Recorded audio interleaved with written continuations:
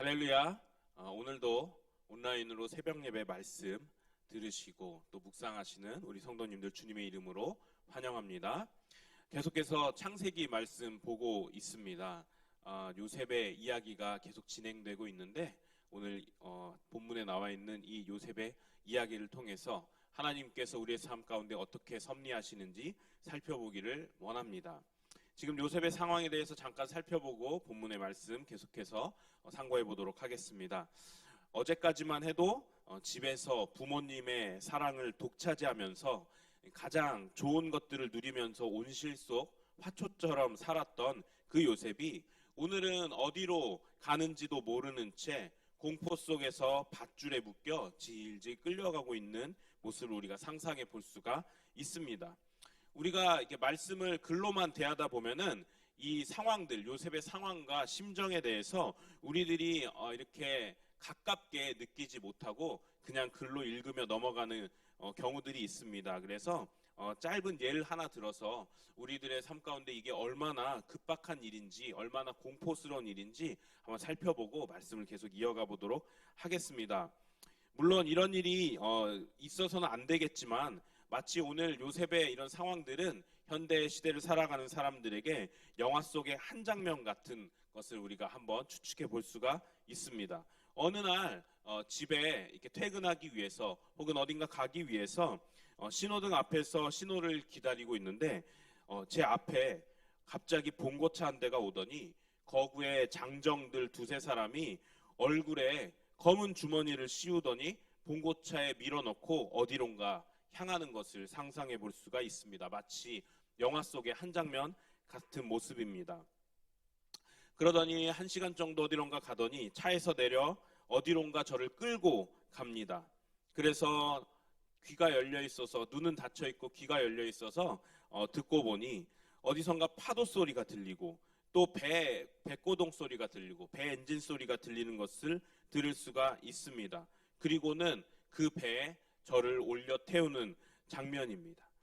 그래서 그 배에 타서 며칠 동안 육지에서 떨어져 배를 타고 어디론가 가는데 계속해서 내 얼굴에는 검은색 주머니가 씌워져 있어서 어디로 가는지도 모르고 공포 속에서 그렇게 이틀 3일을 지나 어느샌가 어느 육지에 도착해서 검은 주머니를 벗었는데 어느 나라인지도 모르는 어딘가에 내가 지금 와 있는 것입니다. 요셉의 상황을 현대 시대의 상황으로 조금 묘사해 보았습니다. 얼마나 무섭겠습니까? 어디론가 끌려가는데 어딘지도 모르고 말도 통하지도 않고 휴대폰도 인터넷도 되지 않아 가족들에게 안부 인사도 전할 수 없는 그러한 곳에 지금 갑자기 어제까지는 그 따뜻한 그 이불 속에서 잠을 청하던 요셉이 지금은 차가운 곳에서 잠을 잘 수도 없는 어딘지로 모르는 곳에 끌려와 있는 장면을 상상해 볼 수가 있습니다. 그래도 이 스토리를 아시는 분들이 이렇게 생각하실 수 있습니다.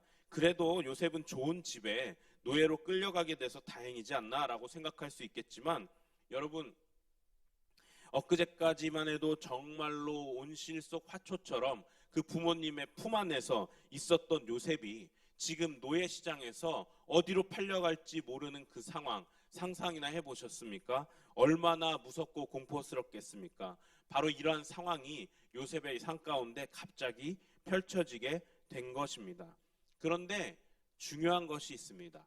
바로 그때 여호와 하나님의 이름이 요셉의 인생에 처음으로 등장하게 됩니다. 오늘 본문 말씀 2절입니다. 여호와께서 요셉과 함께 하심으로. 요셉이란 이름이 성경에 등장한 이후에 여호와 하나님의 이름이 요셉과 함께 등장한 것은 바로 이 구절이 처음입니다. 여호와께서 요셉과 함께 하신다고 말씀하고 계십니다. 이 말씀은 요셉의 인생에서 가장 중요한 시점에 있는 것을 말해주고 있습니다. 요셉은 그동안 여호와와 함께 했다기보단 여호와 하나님보다는 야곱과 라헬과 즉 부모와 함께하는 인생을 살았습니다. 부모의 극진한 보호 아래에 있었고 그 부모의 그늘 아래에 있었던 것입니다. 그러나 이제 그 부모의 그늘은 어제의 이야기가 되어버렸습니다. 이제는 요셉을 보호해줄 그늘이 없습니다.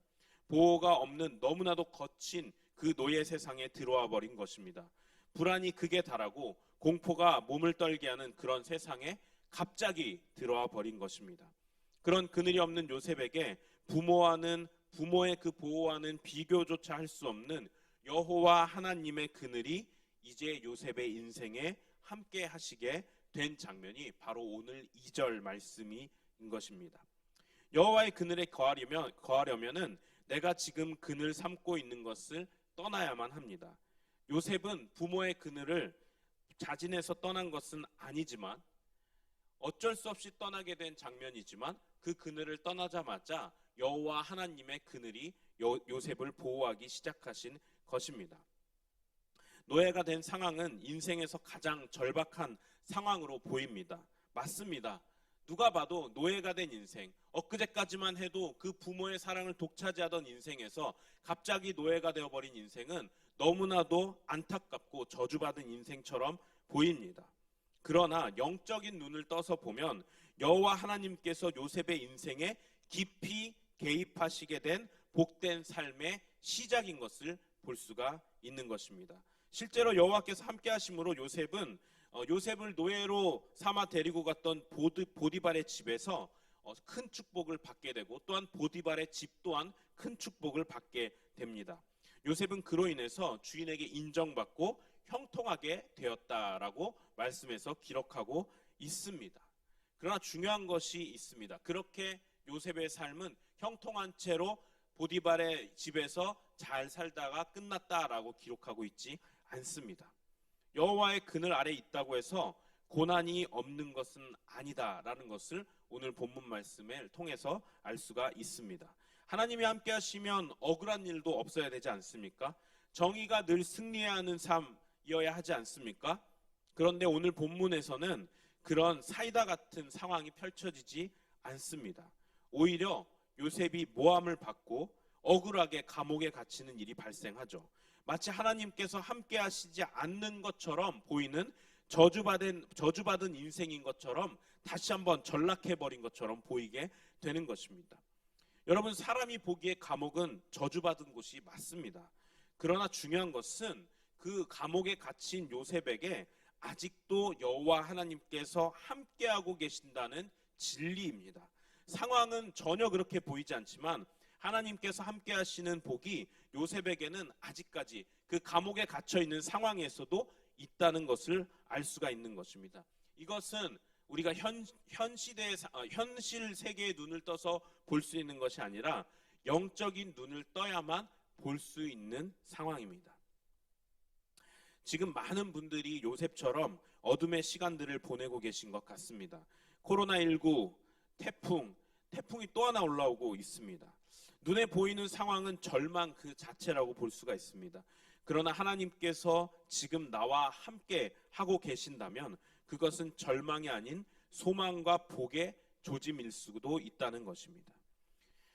요셉이 억울한 일을 당해 감옥에 갇혀 있을 때 왕궁으로 갈 기회를 얻었던 것처럼 지금의 상황은 그 어떤 도약의 발판일 수도 있다는 것입니다.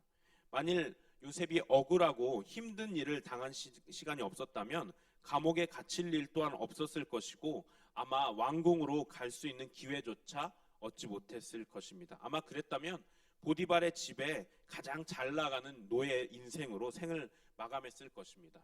보디발 집의 노예 정도면 괜찮지 않습니까? 라고 생각할 수 있겠죠. 그래도 인생의 말미는 노예로 마감하는 것입니다. 몸이 편하면 뭐합니까? 신분이 노예인 채로 인생을 마감할 수밖에 없는 것이죠. 성도 여러분, 어떻습니까? 오늘 요셉의 인생을 살펴보면 여호와 하나님께서 함께 하시는 그 복된 삶이 시작되었지만 고난이 그 즉시 닥치게 됩니다. 이제 형통하겠구나라고 생각할 때쯤 요셉의 삶 가운데 고난이 닥치게 된 것입니다. 그런데 중요한 것은 그 요셉의 고난 가운데에서도 하나님께서는 여전히 함께하고 계셨다는 것입니다. 그것이 진리입니다. 말씀을 마치려고 합니다. 성도 여러분, 지금 너무 힘드시죠? 어려우시죠? 아마도 여태까지 생을 살면서 지금처럼 힘들다라고 느꼈던 적이 다시 없었을지도 모르겠습니다. 그런데 여러분, 중요한 것이 있습니다. 지금 하나님께서 나와 함께 하고 계시느냐가 가장 중요한 것입니다. 만약 하나님께서 내 인생에 함께 하고 계신다면 이것은 어쩌면 요셉이 왕궁으로 갈 수 있었던 길에 있던 감옥처럼 어쩌면 우리의 인생 가운데 도약할 수 있는 발판의 시간일 수도 있다는 것입니다. 그것은 영적인 눈으로 믿음의 눈을 들어야만 보이는 것입니다. 성도 여러분, 좌절하지 마십시오. 하나님과 함께하고 계시고 하나님을 붙잡고 계시다면 지금 이 시간은 도약의 발판으로 삼을 수가 있습니다. 그래서 우리 성도님들, 이 어려운 시간을 믿음 안에서 하나님의 그 믿음의 도약의 발판으로, 그 형통과 축복의 도약의 발판으로 삼으시는 우리 성도님들 한 사람 한 사람 되시기를 주님의 이름으로 축원합니다. 기도하겠습니다. 하나님, 요셉의 인생에 정말로 저주받은 것처럼 보였던 그 노예로 전락하는 삶, 그리고 그 노예 가운데에서도 억울하게 누명을 써서 감옥 가운데 갇히는 삶, 누가 보아도 이것은 저주의 끝까지 간 것 같은 너무나도 어려운 인생입니다. 그러나 그때부터 부모의 그늘이 아닌 여호와 하나님의 그늘이 요셉을 둘러주셨고, 그래서 눈으로 보기에는 저주받은 인생 같지만 이미 여호와 하나님께서 함께 하심으로 축복을 받은 그 요셉의 인생인 것을 다시 한번 살펴보게 됩니다.